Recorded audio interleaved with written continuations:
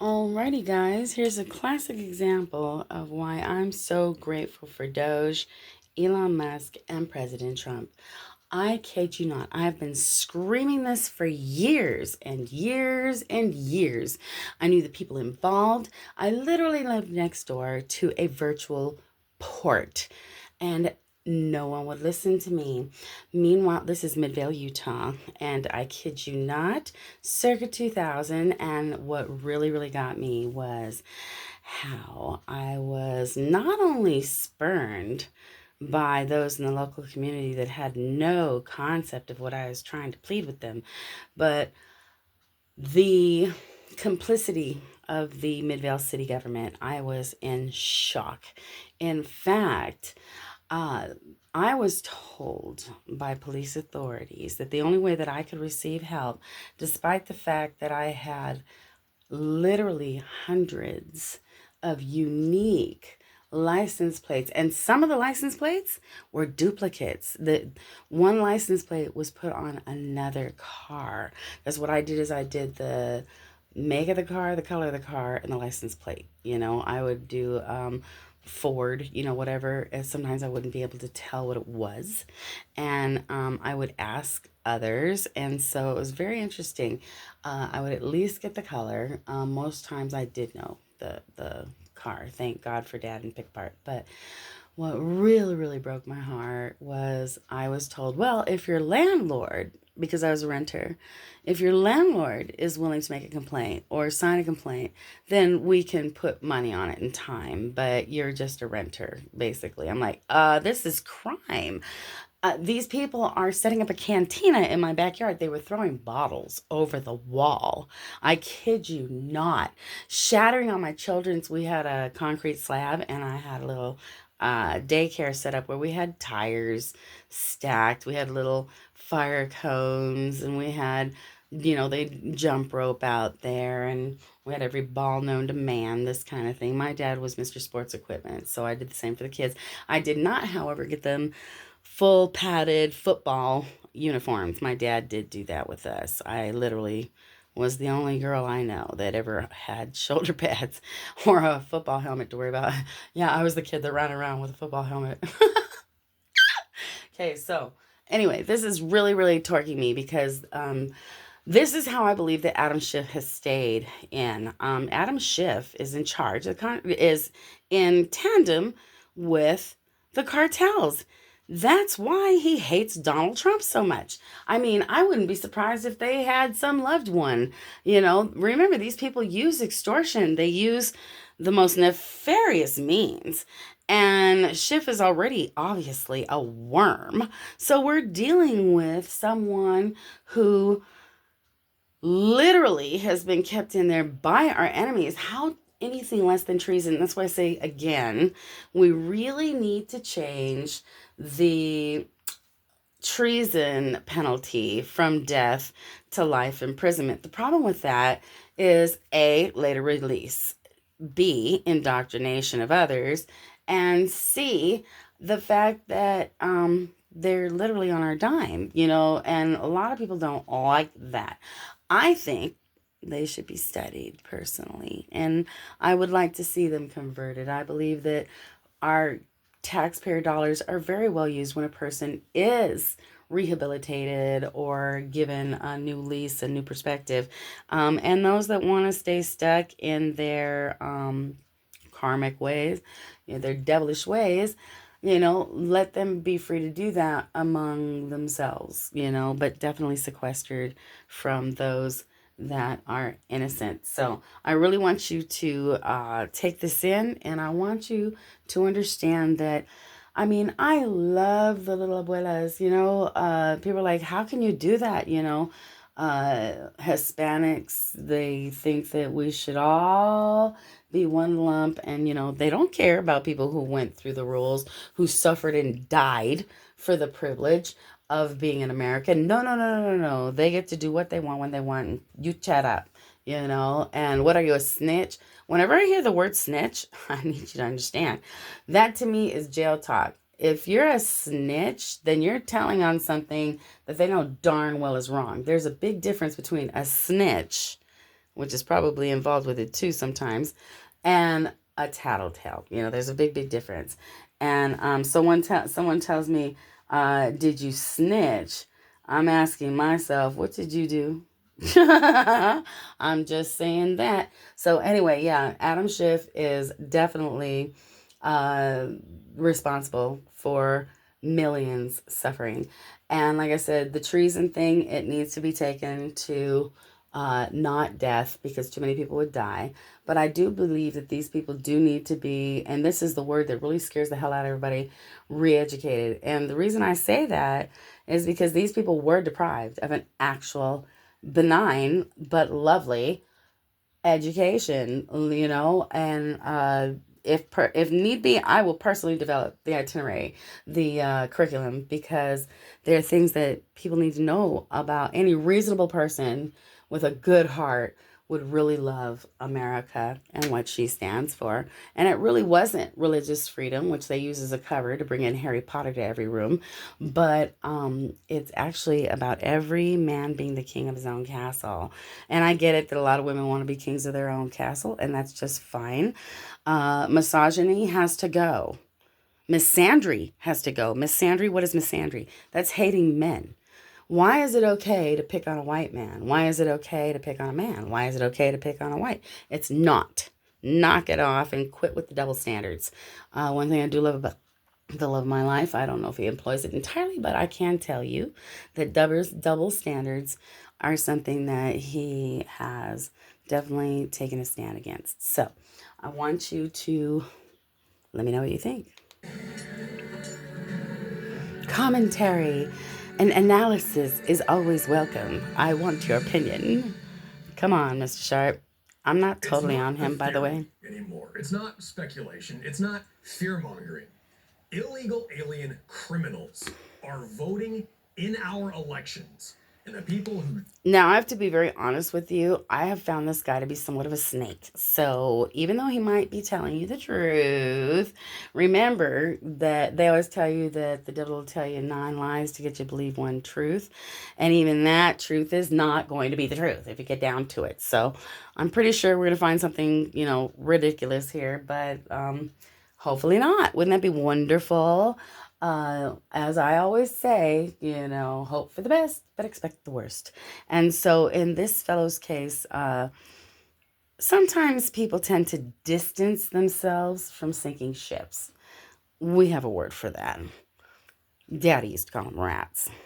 Should be stopping it. Kind of looks like one. The ones making it happen. My apologies. Elon Musk just dropped a bombshell that the corporate press is scrambling to cover up. At a rally in Wisconsin, Musk revealed that new non-citizen Social Security numbers issued. Given Social Security numbers under the Biden regime. Over 2 million in the last year alone. These are non-citizens. Now, one of the things that I can tell you personally also is that when I went to vote, there were people being shipped in from other states. There were literally cars from no less than at least 10 other states that were parked, and they were at this weird little voting booth that was set up in this pseudo-Christian church that ran a chop shop at night. Isn't it lucky that I was homeless, so I was able to see a lot in Salt Lake City completely invisibly. I was as invisible as an invisible person can be. Nobody cared what I saw. I might as well, a cat was given more respect. That's one thing that I do have to tell you. Animals, cats and dogs, are generally given more kindness and assistance than your average homeless person. I saw it up close and personal. Fortunately, the Lord took care of me. And also, I was able to take care of many others. So the Lord was truly kind. After about 6 years, I finally did go to the shelters because I felt strong enough in that I had North Temple under my belt. I was very well known and respected in the area and had even a rivalry with a local crime lordess, and she'd bought a dog to eat my face. How's that? So anyway, God actually forced me by my health into the shelter. I was literally dropped off by friends, taken in a U-Haul truck and dropped in my wheelchair at the Wigan Center. The Wigan Center really went about it. And they got me into a shelter. It was amazing. Now that's quite a story too, because it was very problematic, and oh my goodness. And I was in agony. I was having obstruction. And so it was wonderful. So I get into the shelter against my will because I didn't want to go in there to get other people in my life and bothering me. And see, when you're homeless, you're either a pack animal, and promise you, anybody who gets something in the pack wrong, it can rub off on you. You can be in trouble. You know, the lowest denominator in that equation is going to pull you down with it. And so I tend to be a lone wolf. And so I was always by myself. And so now I'm in the shelter, and I was pretty feral. I was very, very sick. I don't want to go too deep into this because I got to do this, but yeah, my hair was mangled. I didn't even have the strength to comb my hair. Really, Chanel, one of my great friends who's under magnificent spiritual attack right now, she's telling me, yeah, when you first got here, we didn't know if you were nice or not because I didn't talk to anyone.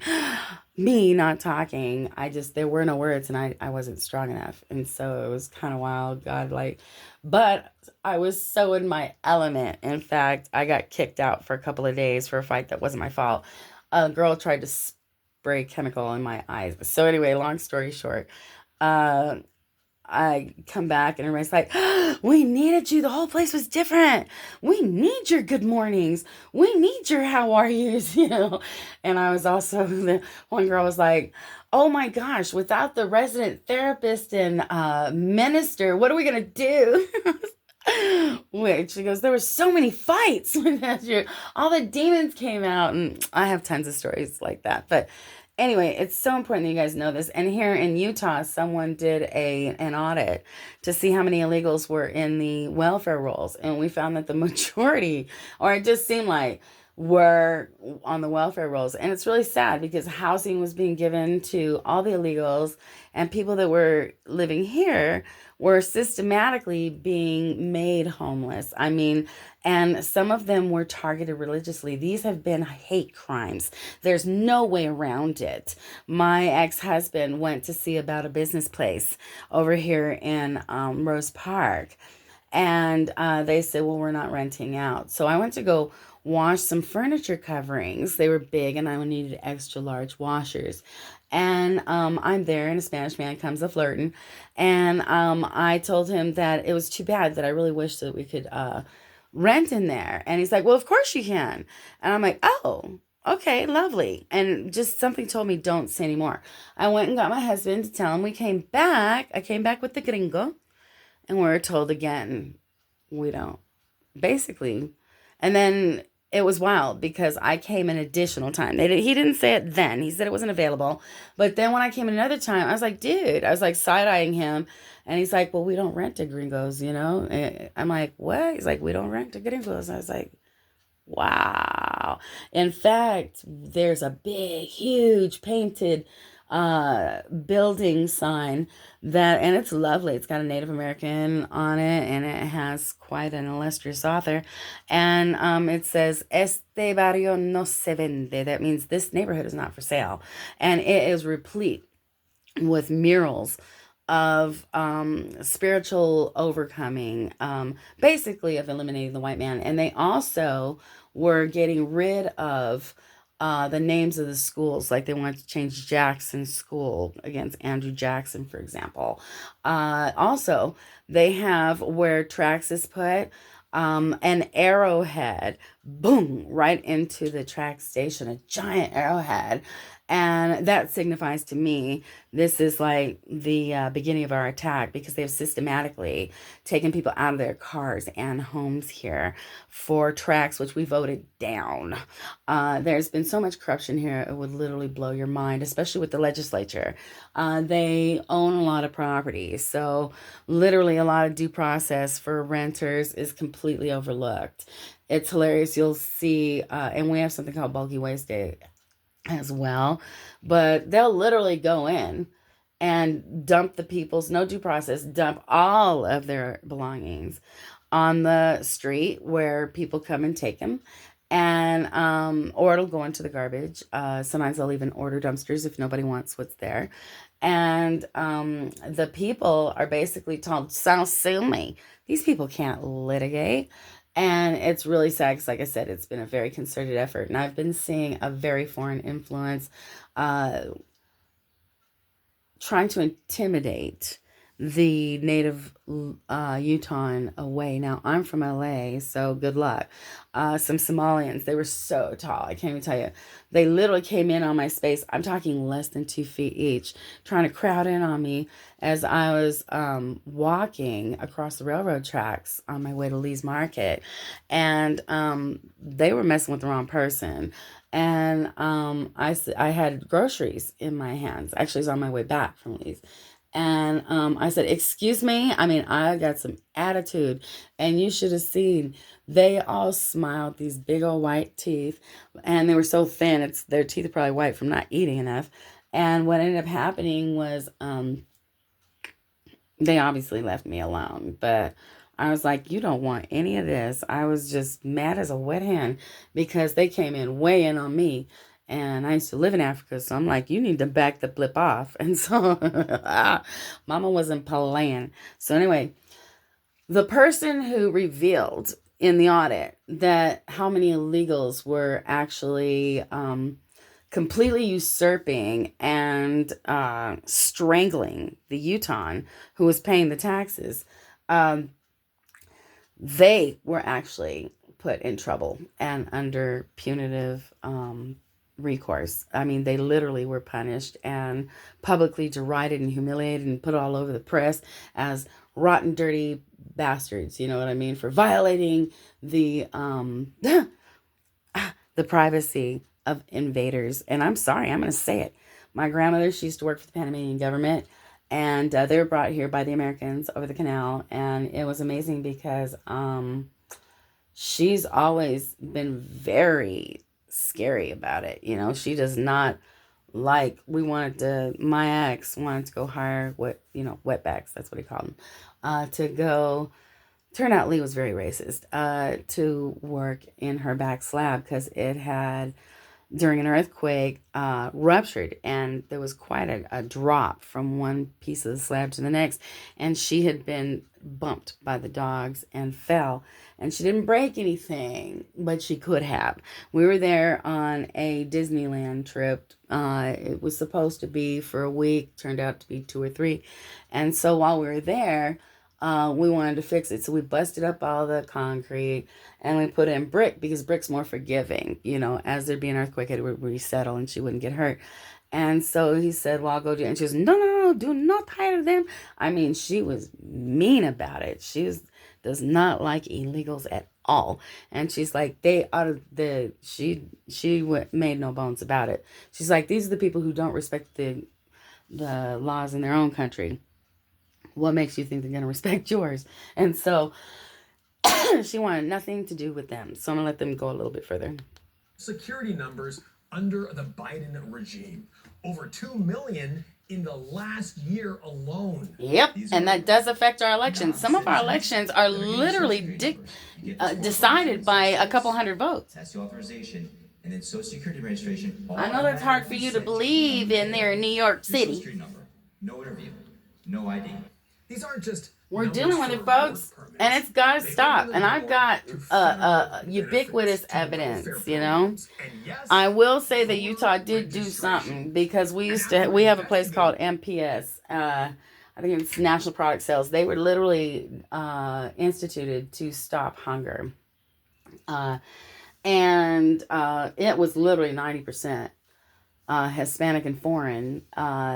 And you almost didn't see one white person. Now it's kind of flipped the other way. And that really shocked me because, yeah, it did. And it seems to me that people had a funny idea because Utah's a very lovely place. In the case of fellow black people, I've had them complain that Utahns are too nice to them, you know? And so I developed the hashtag Black Not Broken because sometimes they treat them like they're special, you know what I mean? And it's like, no, you don't have to like make extra rules for me. Like, say for example, a restroom is not normally used, you know, and they don't let the customers use it. Often a black person will be offered, you know, and go, oh, go ahead, go ahead. If you're an elegant black person. Now, if you're like looking, because we from Katrina and other disasters, there have been come up in here, and yeah, I want to. Daddy would call them spooks. That's as close as I want to get, you know, because the N word would definitely ring here, and it's like, are you crazy? You're literally.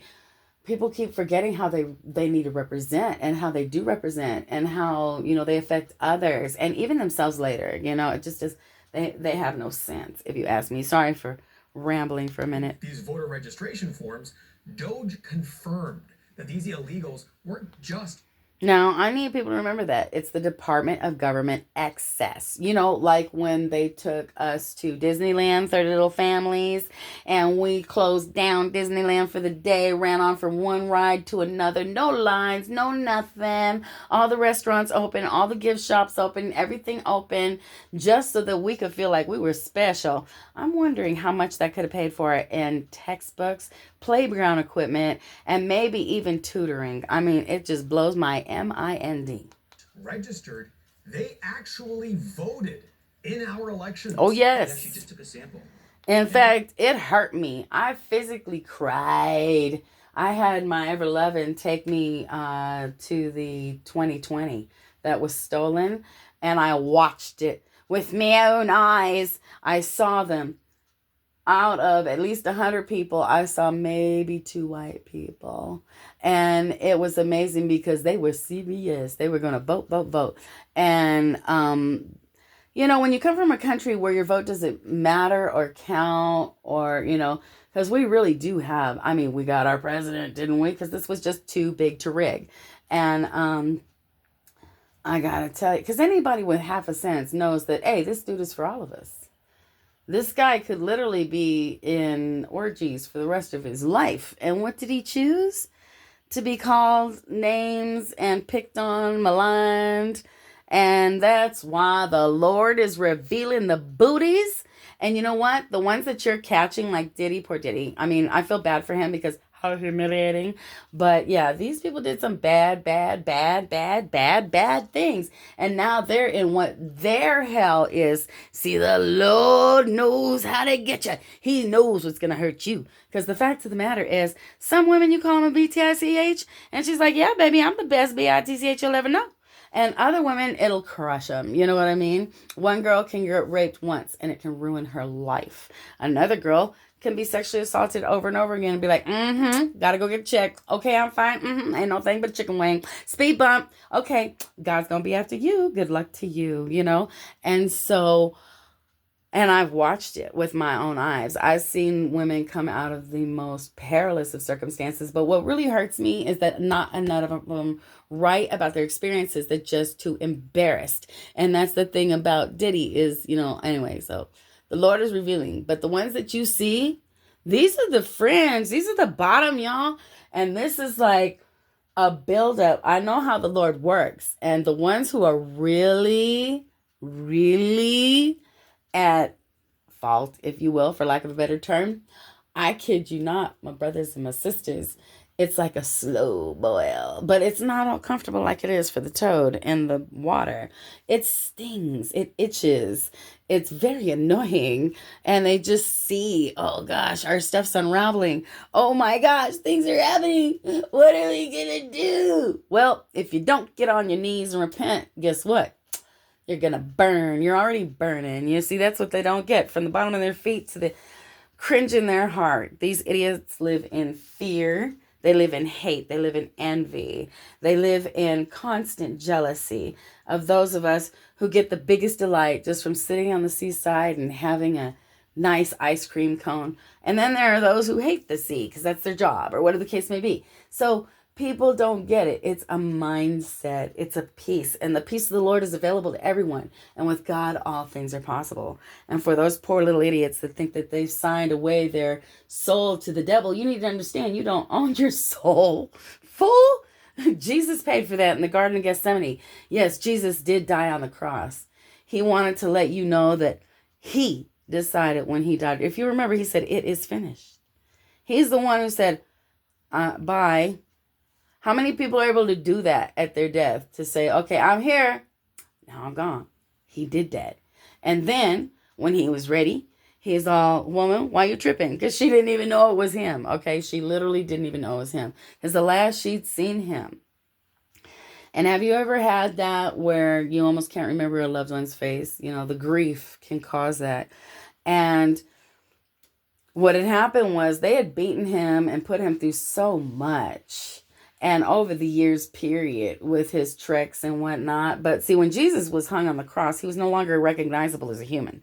They had beaten him and he had swole up. And I mean, it was pretty bad. And so, yeah, it was really a lot worse than you think. And so what ended up happening is when she saw him, he was in his perfected state. Perfect means complete, doesn't mean flawless. Not saying he was flawed, although he does still bear his wounds. You see, anything that you chose in this life, after you know that, look, what I choose onto my body is eternal. Like say you get a piercing or a tattoo and you know that this is an eternal decision, it's with you. You know what I mean? Now your deity, I'm sure, takes care of that. Yeah, you know, if your calling election becomes assured. The thing is that anyway, all of that is minutia. It really bugs me that we go way into all that stuff, and I appreciate the Lord for being kind enough to let me know a lot of it.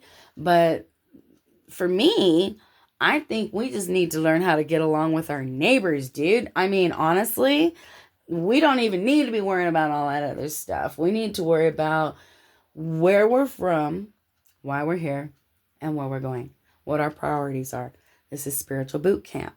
People don't understand that. And again, perfect means complete. And where would we be?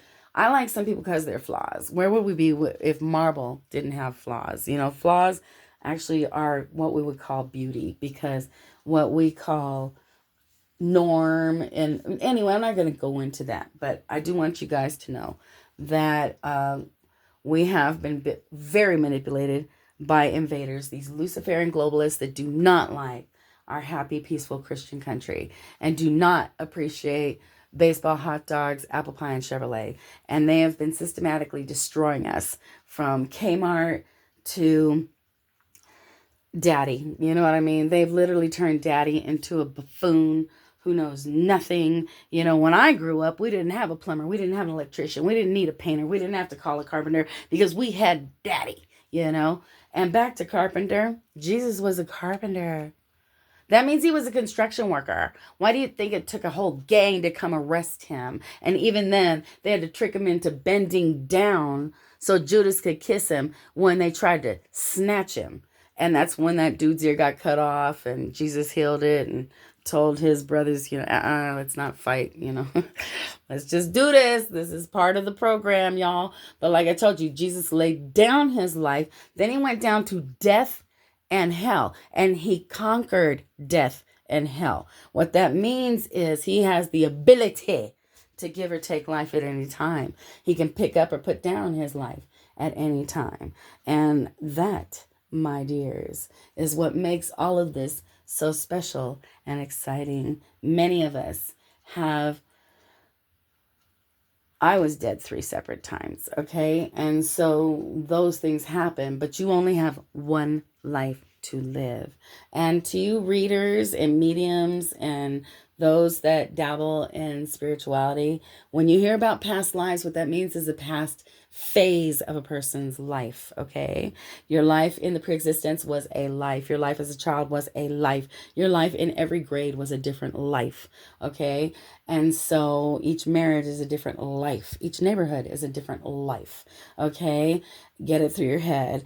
People want you to believe you have many lives so that just like in a video game, I can't tell you how many times I have trashed crashed a life in a video game just so I could learn. You know what I mean? Okay, let me see what this does.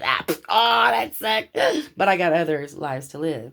So don't get caught up in that Luciferian lie, that trap that you have another go at it, because you don't, baby. Do your best now. But you are going to be here as long as it takes for you to learn the things that God wants you to know. Some people, they already are spiritually developed. So they come and they'll die as a baby. That's somebody you know is probably going to be has already demonstrated deity.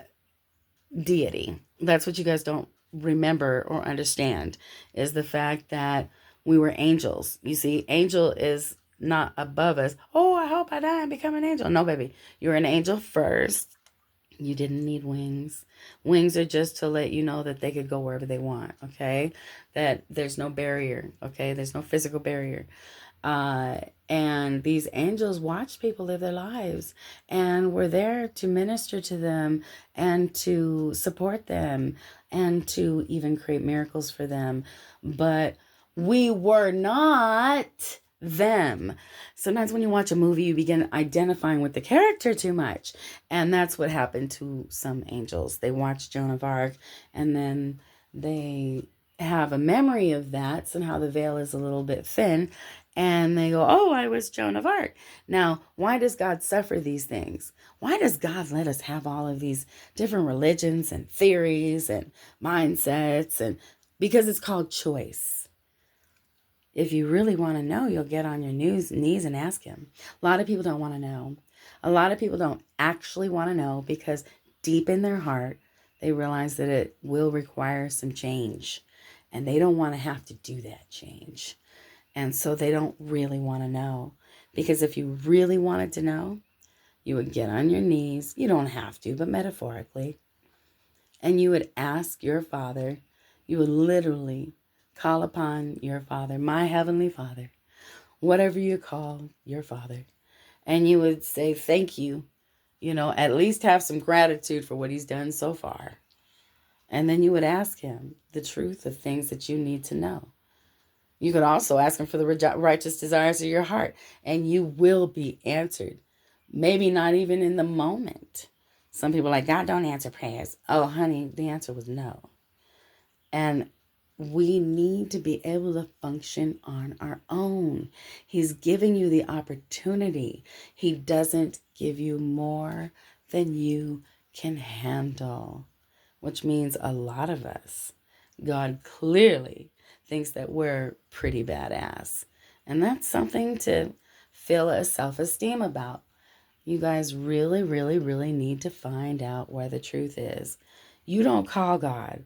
God calls you, but you have to be humble and you have to want to know and you have to be willing to answer that call. I'll go ahead and finish that interview in another segment, but you guys basically know that we've been invaded. Remember that God loves you, and so do I.